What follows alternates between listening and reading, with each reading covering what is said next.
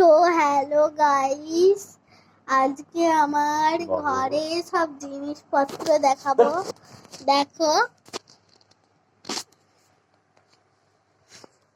এই দেখো, এটা হলো চেয়ার, যা দেখতে পেয়েছো নীল রঙের। আর এইটা হলো আয়না, দেখো।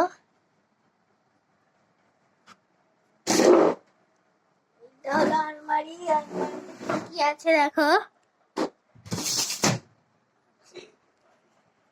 এসব খেতে কাজ নেই বলছে বাবা, কেন দেখো।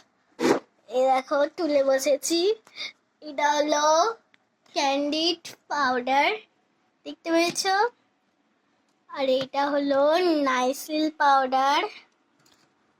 দেখার আগে ভিডিওতে লাইক সাবস্ক্রাইব করে দাও আর কমেন্টে বলো এই